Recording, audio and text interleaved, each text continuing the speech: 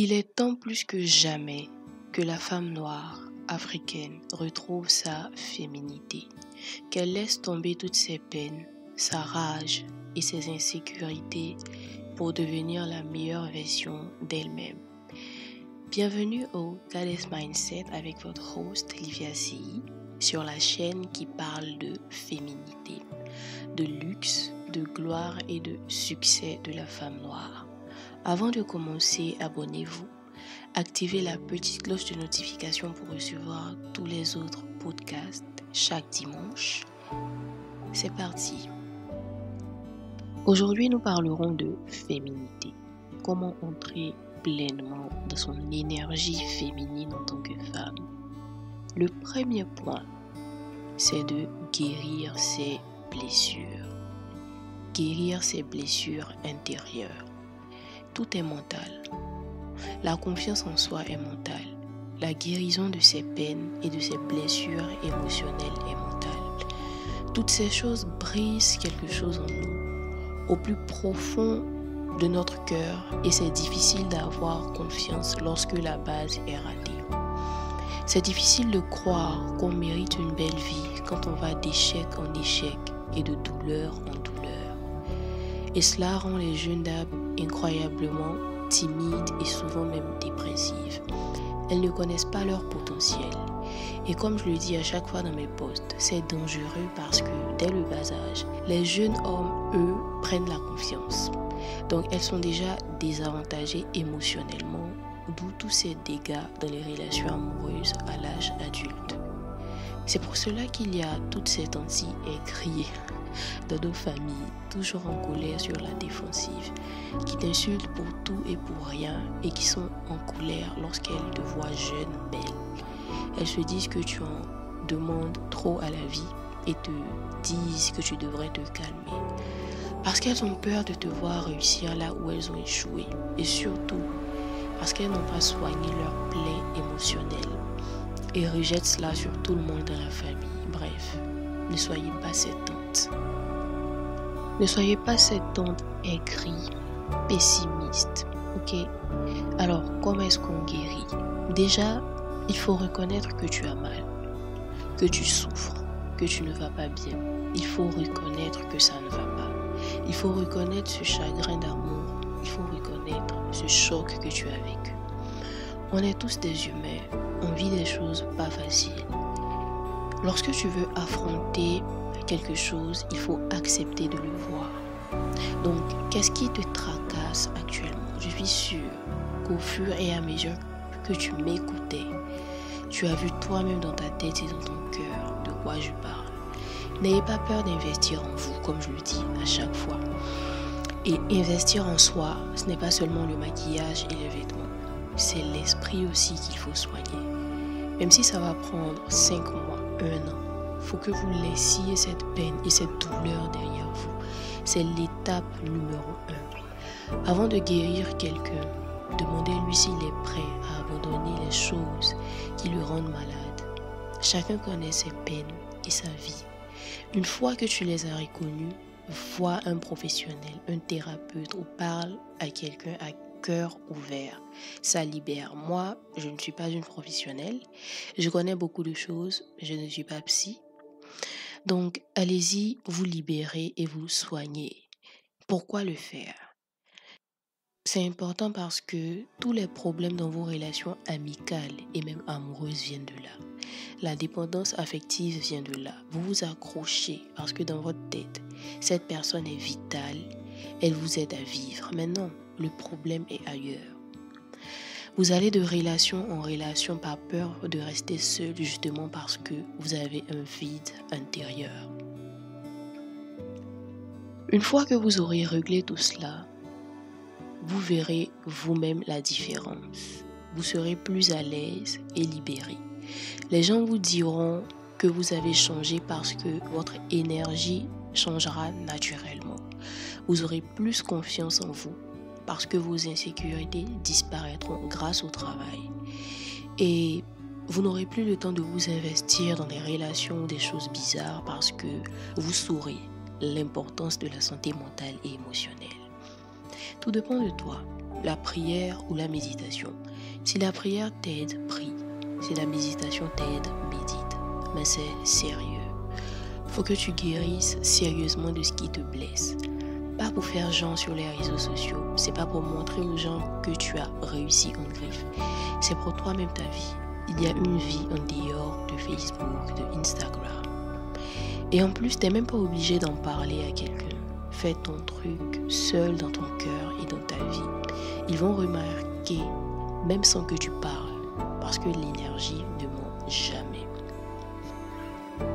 Personnellement, il y a quelque chose que je fais avant d'entrer dans une nouvelle année et que j'ai fait avant d'entrer dans cette année.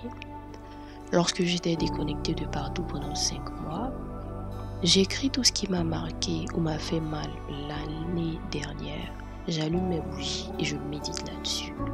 Du plus profond de mon cœur, je décide de laisser tomber. Après, je brûle la feuille, je décide de laisser partir dans les flammes toute la douleur et les mauvais sentiments que j'ai. Bien sûr que ça ne résout pas tout le problème à l'instant T, mais ça aide. Et à chaque fois que les mauvais souvenirs vont remonter, tu vas te rappeler que tu avais fait un rituel. Donc il n'y a aucune raison que tu perdes ton temps à pleurer là-dessus. Jusqu'à ce que tu oublies complètement. C'est le but des rituels, de poser des actes décisifs qui te rappellent que tu t'es engagé dans quelque chose. Mais pas besoin d'attendre la nouvelle année. Tu peux le faire quand tu veux. Tu peux le faire aujourd'hui même. Tu peux faire ce que tu veux. La vie n'a pas de script. Fais ce que tu veux tant que tu te sens bien. Et surtout, allez voir des professionnels. Si vous pouvez, c'est important.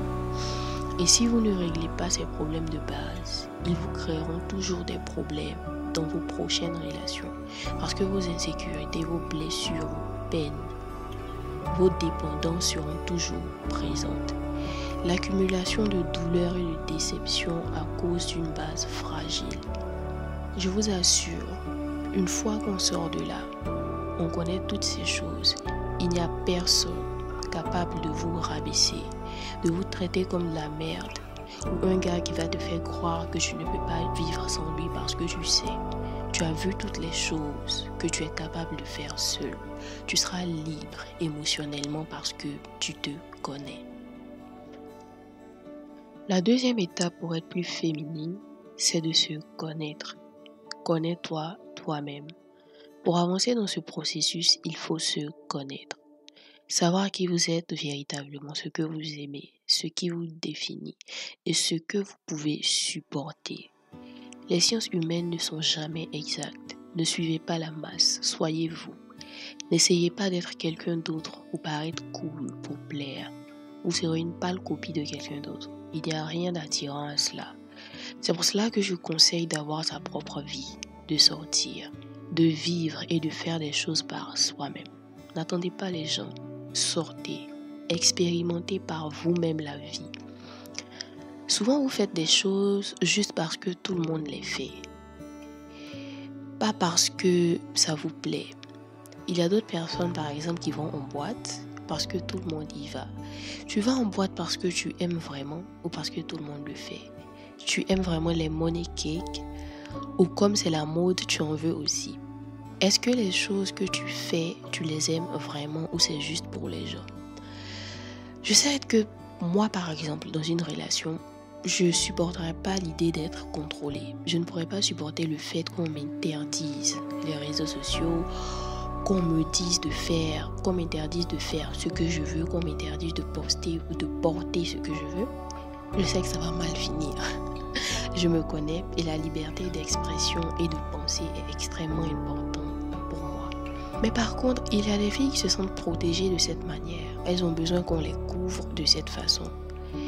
Et tant que ça te plaît, ok. Mais souvent, vous n'aimez pas ces choses. Mais vous vous forcez à accepter parce que c'est la norme en griffe. Et que vous voulez prouver que vous êtes une fille bien parce que c'est comme ça. Ce qui vous pourrit mentalement. Vous souffrez parce que vous n'êtes pas vous-même. En tant que femme, vous avez forcément des préférences. Apprenez à vous connaître vous-même et à faire ce que vous voulez et ce qui vous plaît et vous arrange. Ne suivez pas les gens Ne suivez pas les règles établies, surtout dans la communauté noire. Ces choses qu'on impose à la femme noire comme étant le prototype de la femme modèle. Ces règles qui sont la plupart du temps souffrance et foutaise. Ayez le courage de faire ce qui est bon pour vous, pour votre épanouissement et pour votre santé mentale. La vie n'a pas de script. Faites ce que vous voulez, tant que vous êtes respecté, aimé et épanoui. La troisième étape pour devenir plus féminine, c'est d'arrêter d'écouter les hommes de Facebook, Instagram, TikTok ou n'importe quel autre réseau social. Arrêtez d'écouter les hommes sur les réseaux sociaux et concentrez-vous sur vous-même. Je dis et je le répète, n'écoutez jamais les hommes de Facebook, ignorez-les. Concentrez-vous sur votre processus, sur votre guérison, sur votre gloire. Ne les écoutez pas. Parce que si vous voulez écouter ces gens-là, vous n'allez jamais arriver à vos buts. Oubliez-les. Ils ne sont pas des femmes. Ce ne sont pas des femmes. Ils n'ont pas leurs règles chaque mois. Ils n'ont pas d'utérus. Ils n'ont pas de sein. Ils ne sont pas dans votre corps. Ils ne pousseront jamais de bébé et ne ressentent pas ce que vous ressentez dans votre corps. Ils n'ont rien à vous apprendre. Ne les écoutez pas. N'ayez pas peur. Ne prenez pas au sérieux leurs commentaires Facebook. C'est pour cela que je ris devant leurs injures, parce que c'est juste l'expression de leurs insécurités, rien de plus. Ne les prenez pas au sérieux. Ils veulent vous déstabiliser pour que vous pensiez que ce que je dis est inaccessible et que je raconte tout ça pour avoir des disciples en griffe sur Internet. Mais mettons-nous dans l'hypothèse que ce que je raconte est fake, que vous n'aurez jamais cette vie. Ok, une chose est sûre, changer sa façon de penser, prendre soin de soi et investir en soi paye toujours. Quelque chose va changer un peu quand même, parce que lorsque tu investis en toi et que tu connais ta valeur, ça paye forcément. Et même les petites choses, comme se prendre au sérieux, arrêter de courir après les hommes, les ignorer. Des filles m'ont écrit et m'écrivent toujours pour me parler des résultats. Donc, même si ce que je dis n'est pas vrai, je sais et vous savez que depuis la nuit des temps, de Cléopâtre en passant par Kim Kardashian, une jolie femme qui connaît sa valeur ne sort jamais bredouille. Tu auras quelque chose quand même, le minimum. Arrêtez de les écouter, il est temps de prendre soin de vous. Arrêtez d'écouter les Dusty on Facebook. Ils ne savent pas de quoi ils parlent. Finalement, quatrième étape pour devenir plus féminine, fake it until you make it. Comme je le dis toujours, ne soyez pas trop dur avec vous-même. Parce que vous ne saviez pas certaines choses, parce que vous avez l'impression qu'il est trop tard. Personne n'est parfait. Je n'ai pas toujours été ainsi. Mentalement et physiquement, je vis, j'ai vécu. J'ai vu des femmes autour de moi vivre des choses incroyables, d'où tout ce savoir. Mais personne n'a la connaissance parfaite. On fait tout ce qu'on peut. Une chose est sûre, ne soyez pas dur avec vous-même. C'est un processus. C'est juste une question de temps pour y arriver. Il faut que vous sachiez dans votre tête la femme que vous voulez être. Il faut que vous croyiez que vous l'êtes déjà. Il faut se comporter comme si vous étiez déjà cette femme dans n'importe quelle situation. Il faut que vous vous demandiez, est-ce que cette femme poserait ce acte ou prendrait cette décision? On commence toutes quelque part. Personne ne se réveille comme ça, parfaite le matin, à part Beyoncé. C'est le temps, l'apprentissage et la volonté. Personne n'est 24 heures sur 24 au top. On se force à rester au top et à continuer à l'être. Souvent quand c'est trop difficile, on laisse tomber tout simplement, mais c'est la vie. Ce que je veux dire, c'est qu'il faut savoir qui vous voulez être, quel genre de femme vous voulez être et agir en conséquence.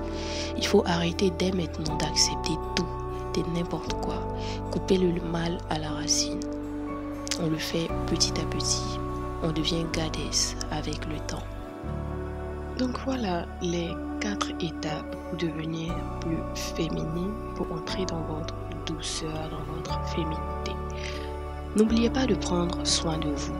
Une femme, c'est la beauté, la douceur, la féminité, mais surtout, prenez soin de votre mental et de votre intérieur. Aujourd'hui, j'ai décidé de ne pas parler de physique, de maquillage, etc. J'ai décidé de parler de mental et tout ce qu'il y a à l'intérieur. Parce que c'est la base de tout. Car ce que tu soignes en toi, tu le soignes dans ta lignée familiale d'origine.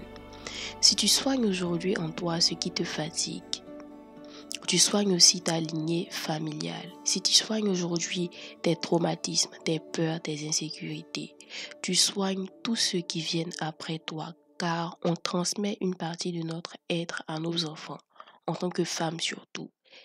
Et même si tu n'as pas d'enfant aujourd'hui, l'environnement que tu crées à cause de tout cela influence ta vie et les personnes autour de toi. Lorsque tu étais dans le ventre de ta mère, elle t'a transmis des ondes, de l'énergie et certaines choses qui, sans faire exprès, influencent ta vie aujourd'hui. Après, tu es né dans un environnement qui aujourd'hui influence ta vie. Mais si aujourd'hui tu es blessé par la vie, cherche à briser cette malédiction de génération en griffe. Tout va de génération en génération. Et c'est pour cela qu'en tant que femme noire, on souffre autant. Parce que nos mères et nos grands-mères ont subi et accepté certaines choses qu'on subit aujourd'hui, qu'on attire aujourd'hui. Il est temps de bouger les choses. Soigne tes peines et tes douleurs pour donner de bons gènes à tes enfants. Il faut briser cette idée selon laquelle les femmes noires sont faites et supportent la souffrance et les peines. En fonction des actes que tu poses aujourd'hui, tu dessines ton futur. Tu décides de la vie de ta lignée. Tu choisis entre la richesse et la pauvreté par ton choix de conjoint aujourd'hui. Tu décides de l'environnement et du mode de vie du reste de ta lignée, par qui tu laisses entrer dans ta vie aujourd'hui. Il est de ta responsabilité de faire de bons choix et de chercher à guérir pour toi et pour ta lignée. À chaque fois que tu te mettras dans une situation à partir d'aujourd'hui et à l'avenir, dans une situation de pauvreté, de souffrance, de violence, pense-y, tu n'es pas la seule impliquée. Alors Goddess, c'est tout pour aujourd'hui. J'espère que ce cours de féminité t'a été utile. À dimanche prochain pour un nouveau podcast. N'oublie pas de liker, de commenter et de partager ce podcast à des femmes que tu aimes, des femmes que tu apprécies, dans ta famille, à tes amis. Merci. Suivez-moi aussi sur Instagram, LiviaCI, et le compte de la chaîne YouTube où il y a des posts, des stories vraiment intéressantes pour étayer tout ce que je dis ici. C'est The Goddess Mindset. Vous pouvez aussi me retrouver sur TikTok, The Goddess Mindset ou LiviaCI tout simplement. Merci et à dimanche prochain. Bisous Goddess.